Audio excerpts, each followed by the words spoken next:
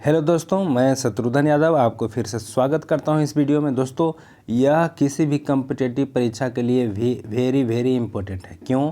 क्योंकि यह औरंगजेब का वीडियो है। औरंगजेब से संबंधित जितने भी महत्वपूर्ण पॉइंट बनेंगे उन सभी पॉइंट को आज इस वीडियो में रिवीजन करने का काम करेंगे। पिछली वीडियो में आपने देखा शाहजहाँ से संबंधित महत्वपूर्ण पॉइंट। उस वीडियो को यदि आप नहीं देखे हैं तो आपको डिस्क्रिप्शन में प्लेलिस्ट का लिंक ही मिल जाएगा, उस लिंक पर क्लिक करके आप वीडियो देख सकते हैं। तो दोस्तों चलिए शुरू करते हैं। औरंगजेब का कार्यकाल है 1658 से 1707 ईस्वी। और दोस्तों आपको तो पता ही होगा, पिछली वीडियो में मैंने बताया था कि जब शाहजहाँ बीमार पड़ जाता है 1657 ईस्वी में, तब औरंगजेब और उसके भाई दारा शिकोह के बीच युद्ध होता है। 3 युद्ध होता है दोस्तों। तीनों युद्ध में दारा की हार होती है। औरंगजेब तुरंत जो है आगरा पर कब्जा करके गद्दी पर बैठता है। उसके बाद दिल्ली में भी यह बैठता है, यानी इसका 2 बार राज्याभिषेक होता है दोस्तों। ये काफ़ी महत्वपूर्ण है और इससे जो बनने वाला जो प्रश्न है वो हमेशा पूछे जाते हैं। चलिए शुरू करते हैं ना। तो दोस्तों औरंगजेब का जन्म 1618 ईस्वी में हुआ था। इम्पोर्टेंट है। देहात गुजरात में औरंगजेब का जन्म हुआ था। ठीक है। औरंगजेब के बचपन का अधिकांश समय जो है नूरजहाँ के पास ही गुजरता है। और औरंगजेब की शादी हो जाती है, निकाह हो जाती है 1637 ईस्वी में दिलरास बानो बेगम नाम की लड़की से इसका शादी हो जाता है। क्या नाम रहता है? दिलरास बानो बेगम। और यह फारस के राजघराने की होती है, दिलरास बानो बेगम। चलिए आगे। आगरा पर कब्जा करके जल्दबाजी में औरंगजेब ने राज्याभिषेक करवा लिया। पता है किस नाम से? देखिए इतना बड़ा नाम है, अबुल मुजफ्फर मुहिउद्दीन मुजफ्फर औरंगजेब बहादुर आलमगीर। इतना बड़ा नाम है। इस नाम से, उपाधि से यह गद्दी पर बैठ जाता है आगरा में जल्दी से। क्यों? क्योंकि दारा शिकोह से इसका जो है युद्ध चलता है ना, दारा को पराजित करके जल्दी में यह आगरा में गद्दी पर बैठ जाता है। चलिए आगे है। देखिए 15 मई 1659 ईस्वी को औरंगजेब ने दिल्ली में प्रवेश किया और शाहजहाँ के शानदार महल में 5 जून 1659 ईस्वी को दूसरी बार राज्याभिषेक करवाया है ना। पहली बार 31 जुलाई 1658 ईस्वी को यह आगरा में गद्दी पर बैठा था और दूसरी बार 15 मई 1659 ईस्वी को जो है औरंगजेब ने दिल्ली में प्रवेश किया और 5 जून 1659 ईस्वी में यह राज्याभिषेक शाहजहाँ के शानदार महल में करवा लिया। दोस्तों आपको मालूम ही होगा कि शाहजहाँ को औरंगजेब ने कैद करके आगरा में रखा था और वहाँ कैद के 8वें वर्ष शाहजहाँ की मृत्यु हुई थी। तो यह जो है अपने पिता का शानदार महल में जो है कहने का मतलब दूसरी बार राज्याभिषेक करवाता है। चलिए आगे चलते हैं। औरंगजेब के गुरु कौन थे? मीर मुहम्मद हकीम। देखिए औरंगजेब सुन्नी धर्म मानता था और ये इसे जिंदा पीर कहा जाता था। बहुत कट्टर था दोस्तों, बहुत कट्टर था, है ना। इसे जिंदा पीर कहा जाता था, याद रखिएगा। चलिए नेक्स्ट। जय सिंह एवं शिवाजी के बीच पुरंदर की संधि 22 जून 1665 ईस्वी को हुई। ये भी आई है। बहुत बार पूछा गया है पुरंदर की संधि। इसे आप रट जाए तो बहुत अच्छा है ना। पुरंदर की संधि कब हुई? 22 जून 1665 ईस्वी में। किसके बीच? जय सिंह एवं शिवाजी के बीच। चलिए आगे क्या है। मई 1666 ईस्वी में आगरा के किले में दीवान आम में औरंगजेब के समक्ष शिवाजी उपस्थित होते हैं। कब? मई 1666 ईस्वी में। याद रहे 1666 ईस्वी में ही उपस्थित हो। वहाँ क्या होता है कि शिवाजी को गलती से एकदम कैद करके जयपुर भवन में रखा जाता है। देखिए शिवाजी कैद हो गए हैं। कौन कैद किया है? औरंगजेब। इस्लाम नहीं स्वीकार करने के कारण सिखों के 9वें गुरु तेग बहादुर की हत्या जो है करवा देता है औरंगजेब। काफ़ी दर्दनाक घटना है ना। 9वें गुरु तेग बहादुर, 9वें गुरु कौन है? तेग बहादुर की हत्या किसने करवाया? औरंगजेब ने। कब? 1665 ईस्वी में, 1675 ईस्वी में जो है औरंगजेब ने तेग बहादुर की हत्या करवा दिया। क्यों? इस्लाम नहीं स्वीकार करने के कारण। चलिए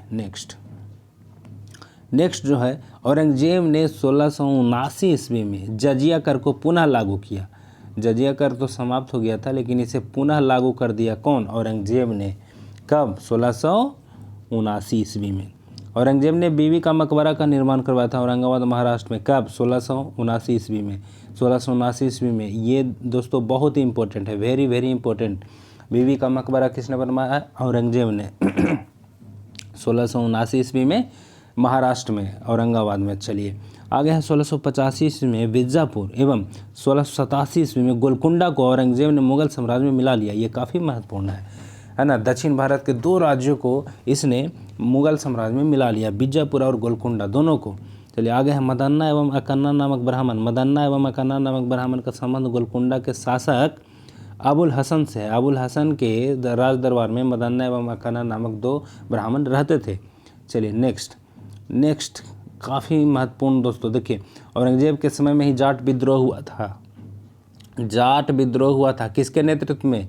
गोकुल्ला और राजा राम के नेतृत्व में हुआ था दोस्तों। गोकुल्ला एवं राजा राम के नेतृत्व में यह जाट विद्रोह हुआ था।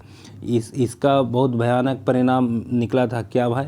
देख लीजिए गोकुल्ला को मौत की घाट उतार दिया गया जाट विद्रोह होने का कारण, क्योंकि ये नेता था उसका, है ना। और राजा राम बच गया। राजा राम ने दोबारा फिर से जाटों के विद्रोह का नेतृत्व किया 1685 ईस्वी में। ठीक है, दोबारा राजा राम के नेतृत्व में फिर से जाट विद्रोह हुआ। और इस बार जाटों ने सिकंदरा में स्थित अकबर के मकबरा को भी लूटा और भरतपुर राजवंश की नींव औरंगजेब के शासनकाल में जाट नेता एवं राजा राम के भतीजा चूरामल ने डाली थी। अब बताइए, उधर औरंगजेब का शासन चल रहा था और भरतपुर राजवंश का एक नया राज का नींव डाल दिया। कौन? राजा राम जो जाट के नेता थे और चूरामल उसका भतीजा थे। ये भी सराहनीय घटना है। चलिए नेक्स्ट, काफ़ी महत्वपूर्ण है दोस्तों। देखिए यहाँ से क्वेश्चन हमेशा आता है। औरंगजेब के समय में सबसे ज़्यादा हिंदू मनसबदारों की संख्या थी। कितना थी? 337 सबसे अधिक, जो कि किसी भी अन्य मुगल सम्राटों की तुलना में सबसे अधिक थी, है ना। सबसे अधिक हिंदू मनसबदार किसके शासनकाल में? औरंगजेब की शासनकाल में। हमेशा याद रखिए, औरंगजेब सर्वाधिक हिंदू अधिकारियों की नियुक्ति करने वाला पहला मुगल सम्राट था। मतलब अंतिम भी, और कोई मुगल सम्राट ऐसा हुआ ही नहीं कि सर्वाधिक हिंदू अधिकारियों की नियुक्ति करता था। ठीक है। औरंगजेब का एक पुत्र था अकबर। दुर्गादास के बहकावे में आकर अकबर के खिलाफ पिता के खिलाफ विद्रोह कर दिया था। अकबर औरंगजेब का पुत्र का नाम था। ठीक है, वो वाला अकबर नहीं, ये दूसरा अकबर है। उसके नाम पर ये अपने पुत्र का नाम रखा होगा। फिर अकबर को समझाया बुझाया गया, है ना। चलिए आगे क्या है, नेक्स्ट देखते हैं दोस्तों। चलिए नेक्स्ट है, औरंगजेब ने कुरान को अपने शासन का आधार माना था। इसने सिक्के पर कलमा खुदवाना, देखिए बहुत सारे चीज़ों पर प्रतिबंध लगा दिया था। कलमा खुदाना, नवरोज का त्यौहार मनाना, भांग की खेती करना, गाना बजाना, झरोखा दर्शन, तुलादान प्रथा। तुलादान में क्या होता था? इस प्रथा में सम्राट को उसके जन्मदिन पर सोने चांदी तथा अन्य वस्तुओं की तौलने की प्रथा थी। यह अकबर के ज़माने में प्रारंभ हुआ था। आदि पर सब पर प्रतिबंध लगा दिया। देखिए औरंगजेब ने इन सभी चीज़ों पर प्रतिबंध लगा दिया, है ना। कौन कौन से चीज़ों पर प्रतिबंध लगा दिया?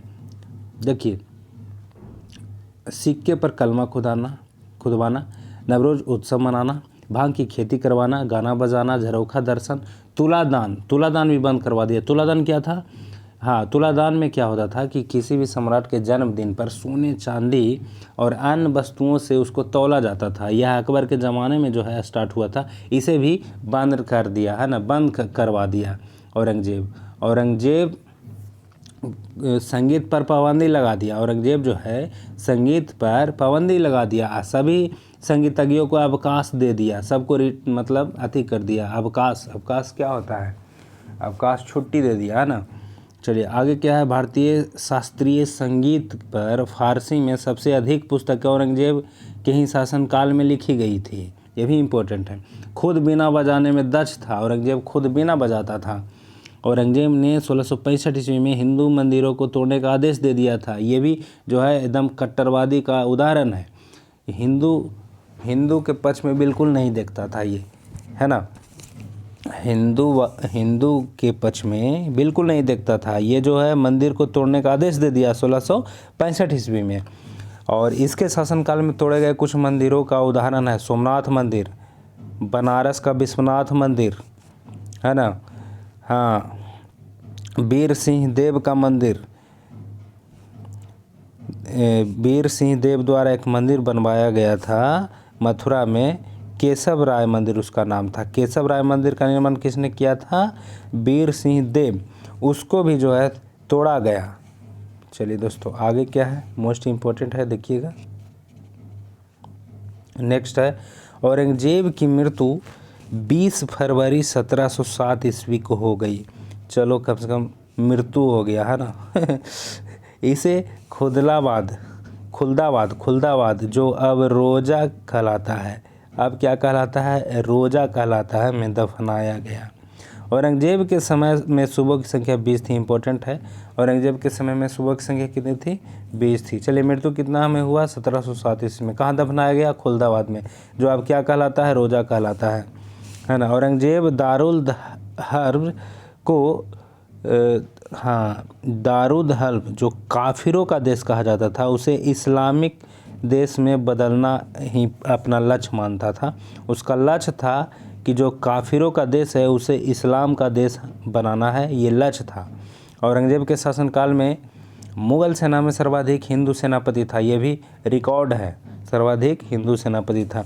फ्रांसीसी यात्री फ्रांकोइस बर्नियर औरंगजेब के चिकित्सक थे। चिकित्सक मतलब डॉक्टर होता है ना, चिकित्सक थे। चलिए, तो दोस्तों ये था औरंगजेब से संबंधित महत्वपूर्ण पॉइंट। अब ये समाप्त हो गया है, इतना ही था औरंगजेब में। ये वीडियो आपको कैसा लगा ज़रूर बताइएगा कमेंट में। आगे भी वीडियो मिलते रहेंगे। अगला वीडियो है मुग़ल प्रशासन से संबंधित, देखना ना भूलें। ठीक है, चलते हैं, मिलते हैं अगले वीडियो में।